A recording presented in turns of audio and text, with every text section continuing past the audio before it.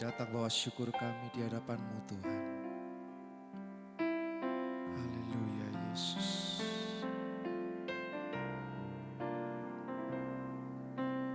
Ku datang dengan syukurku, membawa kerinduanku Yesus. Ingin ku menyenangkan-Mu. Karya-Mu indah bagi kami Tuhan. Karya-Mu indah bagiku, kasih yang menyelamatkanku Yesus. Inilah persembahanku.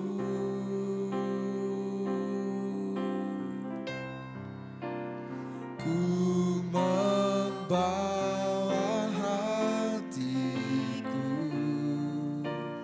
hanya Engkau di hidupku. Yesusku, Kau terindah. Selamanya ku menyembah-Mu. Ku membawa hidupku. Inilah persembahanku untuk Yesusku yang terindah. Selamanya ku menyembah-Mu, Yesus.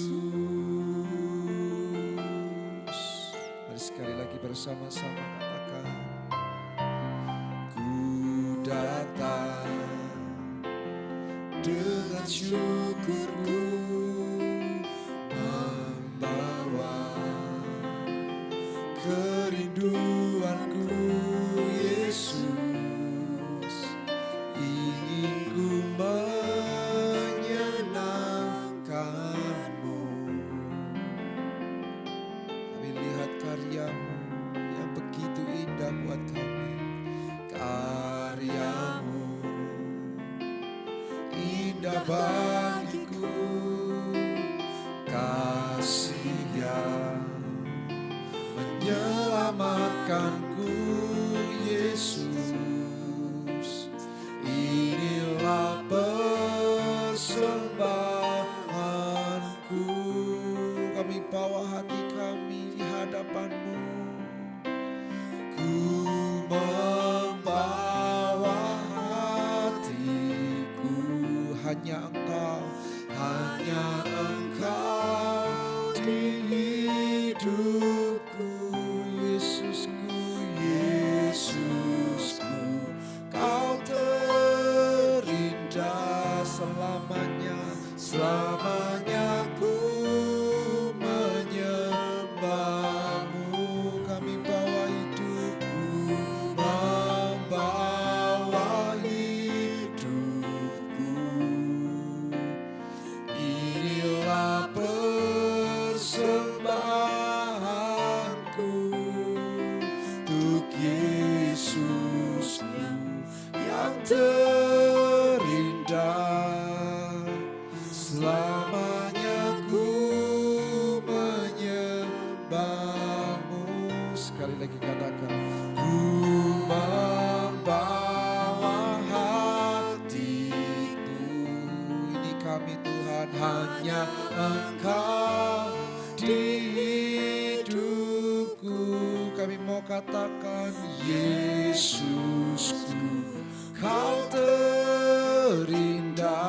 Selamanya, selamanya ku menyembah-Mu. Kami bawa hidupku, membawa hidupku. Inilah persembahanku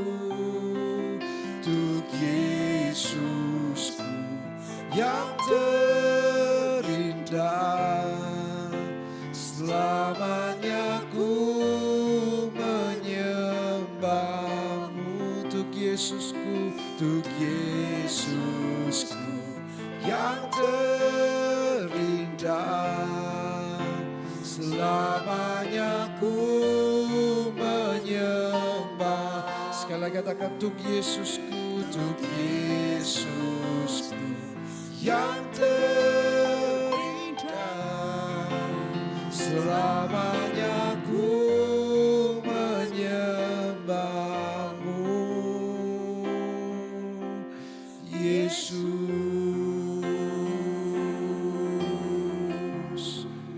Kami bawa hati kami bawa rindu kami menyembahmu Tuhan. Ini persembahan kami hanya untuk Engkau, Yesus yang terindah. Yesus,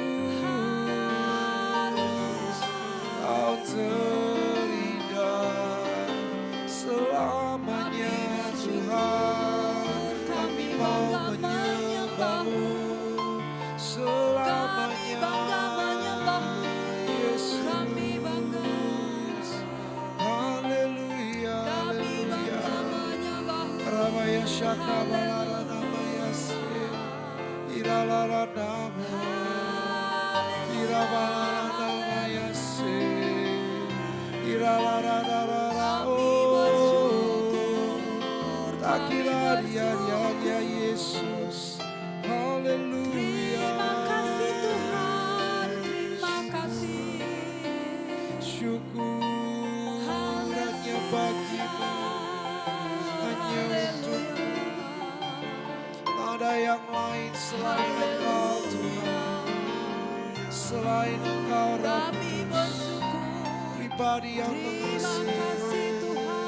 Dan kami mau belajar mengasihi, membalas kebaikan, membalas Kau yang terindah hanya Kau dalam hidup kami. hanya Kau Tuhan. Tiada yang lain, tiada yang lain. Mari bersama-sama sekali lagi angkat suara. Ku membawa hatiku hanya Engkau Tuhan. Pernyataan iman kami saat ini, Yesus, Kau yang terindah sampai selama-lamanya. Sekali Yesus, tetap Yesus. Kami bawa hidup kami pagi hari ini Tuhan sebagai persembahan yang harum di hadapan-Mu Tuhan.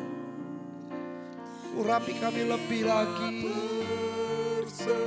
penuhi kami lebih lagi. Kami gak mampu berjalan sendiri, kami perlu Engkau yang terindah.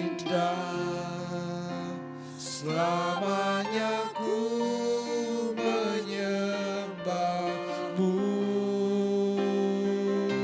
Yesus. Mari lebih lagi katakan, ku membawa hatiku hanya Engkau. Terima kasih Tuhan buat kesempatan yang Kau beri. Yesusku, Kau terindah sampai selamanya. Kami mau menaikkan syukur bagi Engkau. Ku membawa hidupku, inilah persembahanku untuk Yesusku yang terindah. Selamanya ku menyembahmu untuk Yesusku yang terindah.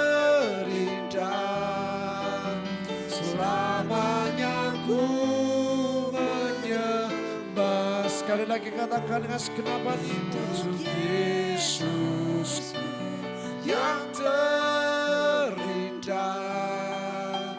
selamanya ku menyembahmu, Yesus.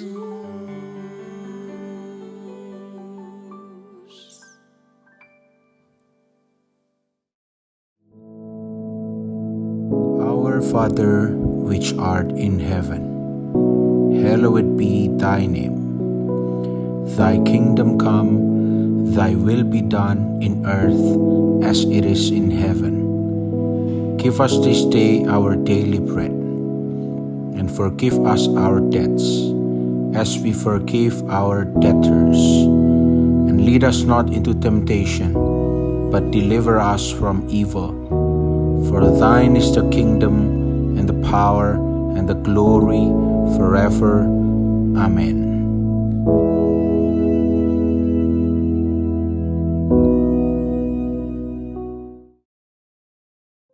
Shalom, selamat pagi Bapak Ibu Saudara. Puji nama Tuhan, kalau pagi hari ini kita bisa bertemu kembali dalam keadaan yang baik. Ini semua karena anugerah Tuhan bagi kita. Puji Tuhan, pagi ini sebelum kita beraktivitas, mari kita akan merenungkan sedikit tentang firman Tuhan, men-sharekan firman Tuhan. Saudara, Bapak Ibu telah mengikuti beberapa hari yang lalu, yaitu doa pencurahan kuasa Roh Kudus. Dan saya percaya Bapak Ibu semua telah dipenuhi dengan kuasa Roh Kudus dan dipimpin dalam kehidupannya. Pagi ini kita akan belajar sedikit tentang pekerjaan daripada Roh Kudus. Mari kita akan baca bersama-sama di dalam Injil Yohanes pasal yang ke-16 dari ayat 4 sampai 15. Tapi kita tidak baca semuanya. Pagi ini kita akan melihat pekerjaan dari kuasa Roh Kudus itu, atau apa yang dikerjakan oleh Roh Kudus kalau Roh Kudus itu berada dalam kehidupan kita. Mari kita akan baca ayatnya, yaitu ayat yang ke-7. Yohanes 16 ayat yang ke-7 dikatakan, namun benar yang kukatakan ini kepadamu adalah lebih berguna bagi kamu jika aku pergi. Sebab jikalau aku tidak pergi, penghibur itu tidak akan datang kepadamu. Tetapi jikalau aku pergi, aku akan mengutus dia kepadamu. Kita lanjut ke ayat yang ke-13. Ayat 13, tetapi apabila ia datang, yaitu Roh kebenaran, ia akan memimpin kamu ke dalam seluruh kebenaran. Sebab ia tidak akan berkata-kata dari dirinya sendiri, tetapi segala sesuatu yang didengarnya, itulah yang akan dikatakannya. Dan ia akan memberitakan kepadamu hal-hal yang akan datang. Amin. Nah, saudara, kalau saudara baca nanti di rumah selanjutnya, saudara akan bisa lebih mengerti akan tujuan dari Roh Kudus. Tapi pagi hari ini kita akan sama-sama belajar, yaitu Roh Kudus diutus yang pertama, yaitu untuk kalau kita lihat tadi di ayat yang ke-7, yaitu untuk memberikan pertolongan, ya, penghiburan, ya, menghibur kita. Nah, itulah tugas daripada Roh Kudus. Nah, hari-hari ini Roh Kudus datang sebagai penghibur. Banyak kali saat-saat ini orang yang mengalami stres, ya.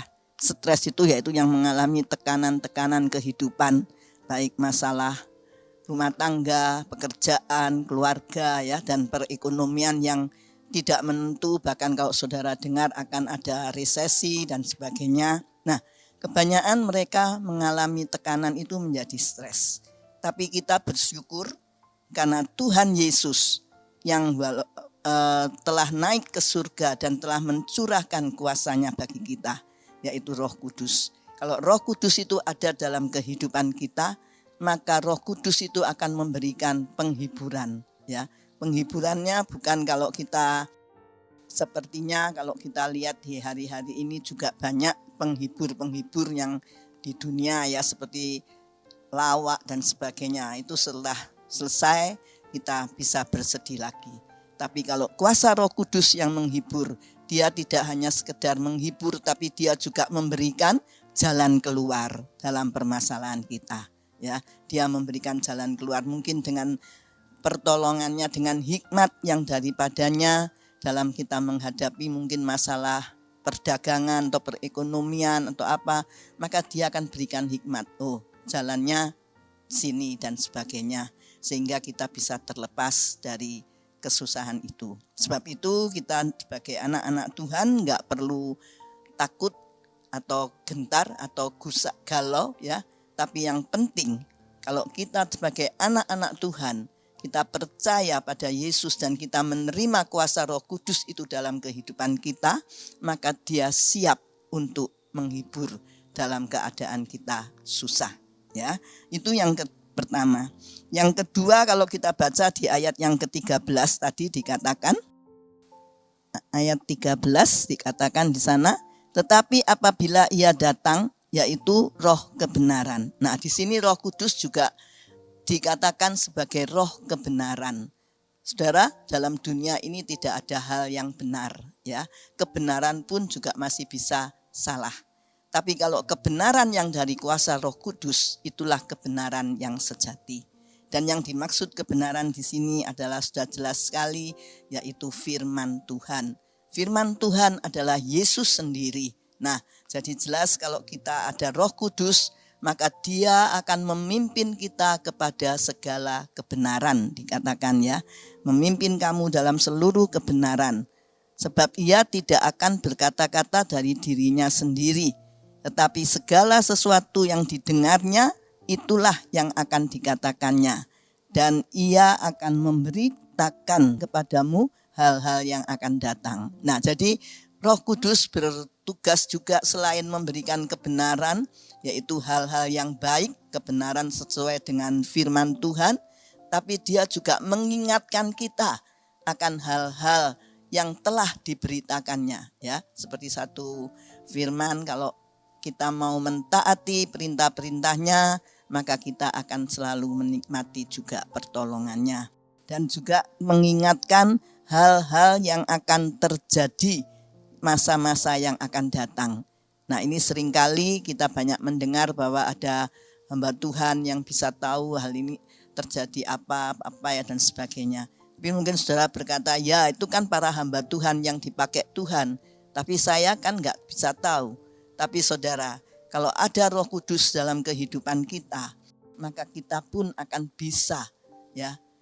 Saat kita menghadapi permasalahan umpamanya ya dalam satu hal seperti itu, maka dikatakan di situ ada satu hal yang juga bisa diberitahu oleh Roh Kudus dalam pikiran kita ya. Seperti yang sering juga kalau saya mengalami itu ya, kalau mau ke rumah seseorang atau apa, dan saat kita berdoa, Roh Kudus bisa mengingatkan kita, oh hati-hati kalau ke sana ya, atau jangan hari ini dia nggak ada di rumah dan sebagainya, sehingga kita akan sia-sia melakukannya ya. Nah, itu Roh Kudus bisa memberitahukan pada kita hal-hal yang akan datang. Atau kita diberitahu kamu harus bersiap-siap untuk menghadapi mungkin kita akan mempunyai satu rencana ke mana gitu ya, atau membuat satu rancangan dalam kehidupan kita. Kalau kita mau berserah pada Roh Kudus, maka Roh Kudus pun akan menolong kita ya. Nah, itulah pentingnya atau pekerjaan Roh Kudus datang ke dunia ini, yaitu untuk menghibur orang yang bersusah hati dan untuk memberitahukan firman Tuhan yang benar yang harus kita lakukan ya. Setiap firman yang diberitakan itulah kebenaran, dan kalau kita mau melakukannya, maka kebenaran itu akan membuahkan satu hasil yang baik ya. Kalau kita mau tetap mengikuti dia ya. Dan di situ dikatakan mengingatkan akan hal-hal yang telah diberitakan. Nah, seringkali juga kadangkala karena kesibukan, karena kerepotan di rumah dan sebagainya, tekanan-tekanan yang ada, kita seringkali lupa ya bahwa Tuhan itu sudah pernah menolong kita. Nah, saat menghadapi hal yang merisaukan, kadangkala kita jadi bingung lagi. Tapi di saat itu, kalau kita berseru pada Roh Kudus, maka Dia akan katakan, Tuhan itu pasti bisa menolong ya. Dulu kan sudah pernah diadakan kamu mengalami hal seperti ini, tapi nyatanya Tuhan bisa buka jalan. Nah, jadi kita perlu selalu berada dalam lingkup kuasa Roh Kudus. Itulah sebabnya kenapa kita sebagai anak-anak Tuhan harus hidup di dalam kuasa Roh Kudus. Nah, itulah yang perlu kita perhatikan. Hidup dalam kuasa Roh Kudus. Karena dalam Galatia 5 ayat 16 dikatakan, Galatia 5 ayat 16, ayat yang terakhir bisa kita baca pagi hari ini. Galatia 5 ayat 16 katakan, maksudku ialah hiduplah oleh roh, maka kamu tidak akan menuruti keinginan daging. Ya, saudara bisa lanjutkan di rumah nanti bacaan yang selanjutnya 17 dan seterusnya ya. Karena keinginan daging itu selalu berlawanan dengan keinginan roh. Dan manusia ini saudara sebagai pribadi itu mempunyai 3 ya, yaitu roh, jiwa dan tubuh. Nah, berbicara tentang tubuh itu yaitu daging, penuh dengan keinginan-keinginan ya, pengen ini, pengen itu ya. Tapi kalau kita mungkin nuruti ya, mau nuruti itu, mungkin kita juga bisa. Kalau kita mau bekerja, kita mau belajar, pastinya bisa. Tapi belum tentu keinginan-keinginan itu akan membawa kepada kebaikan kita, atau kepada kebenaran, atau kepada sukacita. Mungkin juga malah membawa kepada masalah-masalah yang berlebihan. Tapi kalau pagi ini firman Tuhan katakan, maksudku ialah hiduplah oleh roh, maka kamu tidak akan menuruti keinginan daging. Dalam hal ini yaitu keinginan daging yang berlawanan dengan keinginan roh ya. Sebab kalau salah satu contoh saja ya, kalau kita masa-masa mau pergi dihadapkan pada satu masalah tantangan atau pertanyaan ya. Ini jamnya ke ibadah ya, jam ibadah dan sebagainya. Tapi ini ada masalah yang juga harus diselesaikan. Lah gimana? Ya. Kalau Roh Kudus kan pasti bilang ya, dahulukan Tuhan ya, ibadah terlebih dahulu. Maka di situ kita akan mendapatkan kekuatan yang dari Tuhan. Bersekutu dengan Tuhan mendapatkan kekuatan untuk menghadapi masalah itu. Tapi kadang-kala kan kita katakan, sudah, enggak apa-apa, enggak usah ibadah dulu. Nanti ibadah kan bisa di lain waktu dan sebagainya ya. Kita dulukan aja, ini ada undangan, ini ada hal yang lebih penting dan sebagainya. Nah saudara, dari sinilah kita akan bisa melihat ya, kita sebagai anak-anak Tuhan itu mentaati atau tidak akan suara Roh Kudus. Tapi kalau kita benar-benar mau mentaatinya, maka kita bisa berkata ya, Tuhan, aku mau menurut Engkau. Ya, biar Roh Kudus yang akan menolong dan menyelesaikan semua masalah ini, dan nanti hal itu akan bisa diselesaikan. Nah, itulah hal yang terpenting dalam hidup kita. Jadi sebagai orang percaya, kita itu tetap harus berada dalam lingkup Roh Kudus, hidup dalam Roh Kudus ya. Dan kalau hari-hari ini sudah pencurahan selesai, tapi saudara tidak perlu khawatir. Karena Roh Kudus itu tidak dicurahkan hanya pada waktu 10 hari setelah kebangkitan Tuhan atau kenaikan Tuhan ke sorga. Roh Kudus itu dicurahkan setiap saat. Setiap kita rindu untuk menerimanya, maka Dia itu hadir. Dia itu mau datang dan mau tinggal dalam hidup kita. Sebab itu biarlah setiap saat, setiap pagi, sebelum kita memulai aktivitas kita, sebelum kita mulai bekerja, datang pada Tuhan dan minta untuk Roh Kudus itu memimpin hidup kita, memenuhi, ada dalam hidup kita, tidak tinggal diam, tapi Dia persilahkan Dia yang bekerja ya. Seperti waktu murid-murid Tuhan juga berlayar menghadapi taufan, dia memang ada Yesus di situ, tapi saat Tovan datang, dia panggil Tuhan dulu. Ya, tapi kalau waktu itu berangkat dan serahkan semua perjalanan dalam tangan Tuhan, pasti ceritanya akan menjadi lain. Kalau Tuhan yang memimpin, Tuhan pasti berikan jalan yang lancar. Tuhan pasti berikan jalan yang baik. Ya, tidak usah menghadapi Tovan. Kalau toh mungkin menghadapi Tovan, kita tidak usah berteriak, tapi Tuhan sudah siap. Roh Kudus sudah siap untuk menolong kita. Nah, itulah sebabnya pagi hari ini mari sebelum kita melakukan sesuatu, kita akan datang kepada Tuhan. Kita akan berdoa biar sepanjang hari ini Tuhan Roh Kudus yang akan memimpin hidup kita. Puji Tuhan, Tuhan Yesus memberkati. Mari kita berdoa.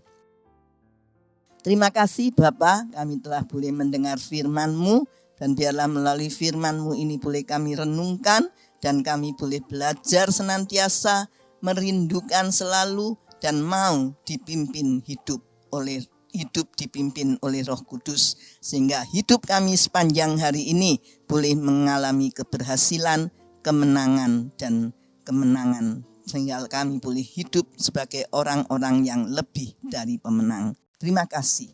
Di dalam nama Tuhan Yesus, mari kita terima berkat Tuhan, karena firman Tuhan mengatakan Tuhan memberkatimu, Tuhan melindungimu, Tuhan menyinarkan wajahnya kepadamu, memberikan engkau kasih karunia.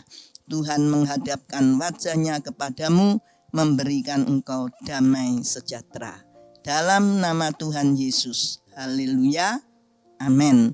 Tuhan Yesus memberkati. Shalom.